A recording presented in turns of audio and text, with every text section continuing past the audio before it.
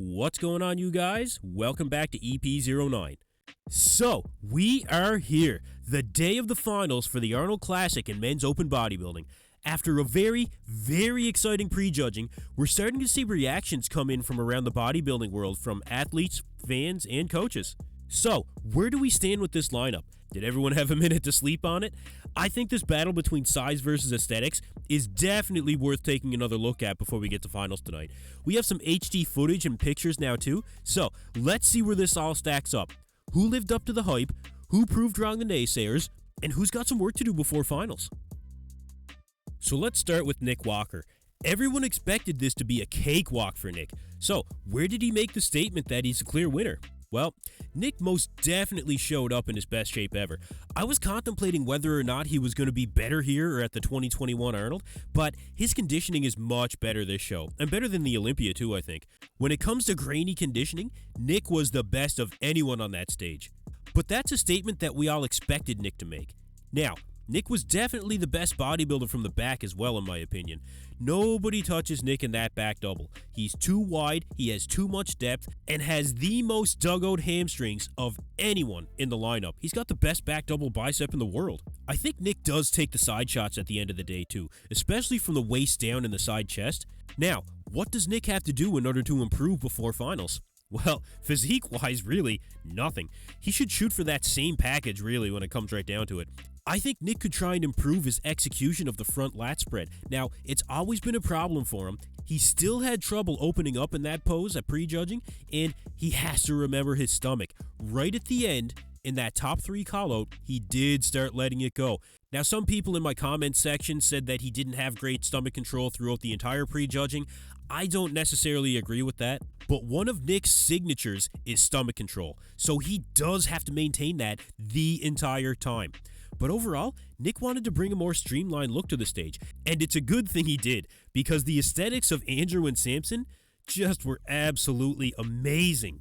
I'll get to Andrew in a minute, but we gotta talk about Samson first. From the second Samson walked out in the first callout and took that front relaxed, honestly, I thought we were looking at a new Arnold Classic champ.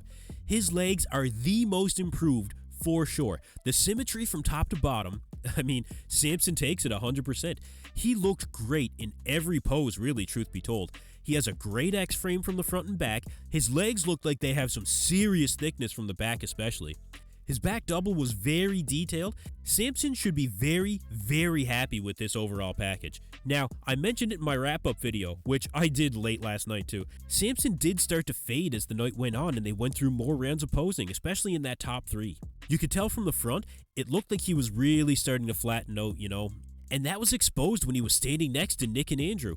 Like I said, especially from the front.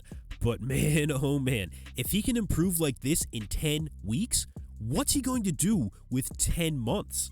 But going into the night show, Samson is definitely confident. Have a look at his reaction to the prejudging. Those of you that follow me, you believe you've seen it happen time and time again. Well, you know, you always have people that are going to always doubt every time we say that.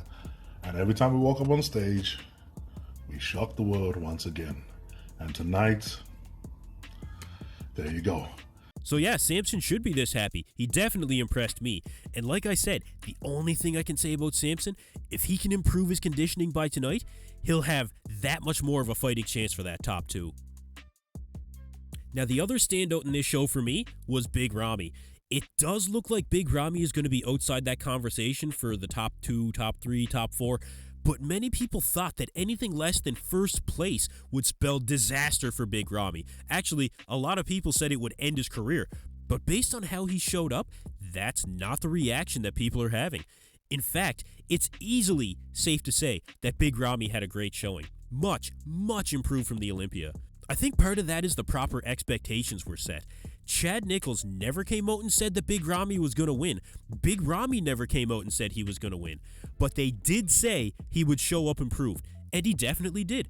The waistline was much better, except in the abs and thigh in my opinion. But look, he was conditioned, he was round, he was full. The lower back looked way better. The triceps looked better too. And after looking at some higher quality images, his legs looked better than I thought from the live stream. Not nearly as washed out from the front. His back shots, definitely better, definitely more reminiscent of the old Big Ramy that we're used to seeing. So I think Rami is the only guy in the lineup that will still walk away with a victory, even though he isn't going to win the show. And after seeing him at this show, I am confident that he can improve and come back and push for that Olympia title again this year. I really am encouraged by this.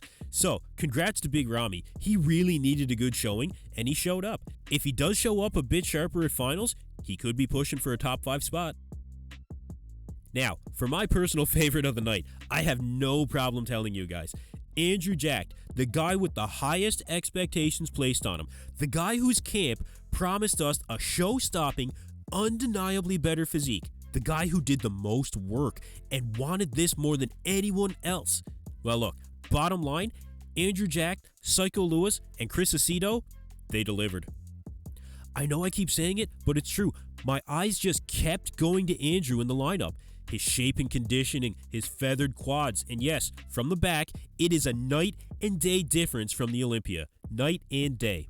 Now, no surprise that Psycho Lewis was happy. He took to his Instagram live shortly after the prejudging. I have a question. Let's be honest. Do you think I lived up to my word as far as Andrew?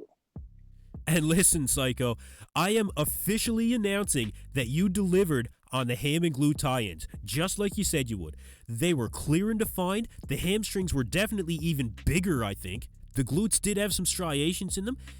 And if this was a front double bicep competition, Andrew would be the clear winner. His aesthetics in that shot are just insane.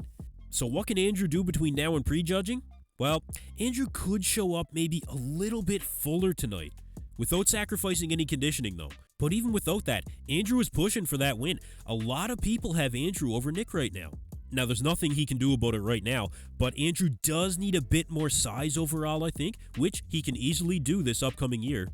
Well, not easily. We've seen the way that he trains, but I think Andrew is a future Mr. Olympia. This show solidified the fact that aesthetics are here to stay and are rewarded.